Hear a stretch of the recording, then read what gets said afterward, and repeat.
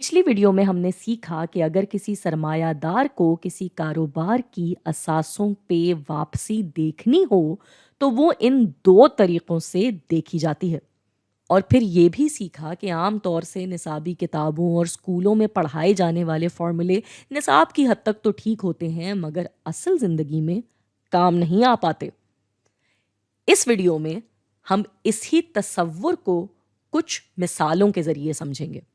تو مثال لیتے ہیں کہ یہ ہیں دو مختلف کاروبار اور یہ پہلے والی کمپنی کے اثاثے،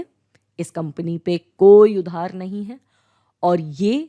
ہوا اس کا EBIT یعنی earning before interest and taxes, سود اور ٹیکس سے پہلے کی کمائی۔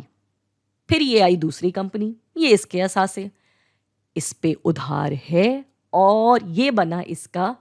EBIT یعنی سود اور ٹیکس سے پہلے کی کمائی۔ اب کہنے کو یہ کہا جا سکتا ہے کہ کمپنی A جو ہے وہ B سے بہتر ہے کیونکہ یہ اپنے اثاثوں کا ٹھیک دھیان رکھتی ہے اور اس پہ کوئی ادھار نہیں ہے، مگر سرمایہ داری کرتے ہوئے فیصلہ ہر طرح کی جانچ پڑتال کے بعد لینا ہوتا ہے۔ تو اب اگر ہم اس کو پہلے والے فارمولے سے نکالتے ہیں تو اس کا جواب آتا ہے یہ،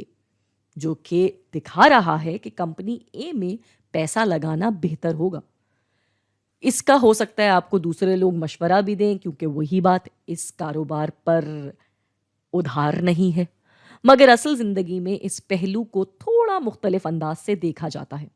کاروباری دنیا میں بہترین کمپنی اس کو نہیں مانا جاتا جس پہ ادھار نہ ہو یا جو سود نہ ادا کرتی ہو، بلکہ اس کمپنی کو مانا جاتا ہے جو کہ یہ سب ادا کرتی ہو مگر بہترین طریقے سے کاروباری معاملات سنبھالتے ہوئے، کیونکہ ٹیکس، ادھار، سود یہ سب کاروباری ترقی کی نشاندہی کرتے ہیں۔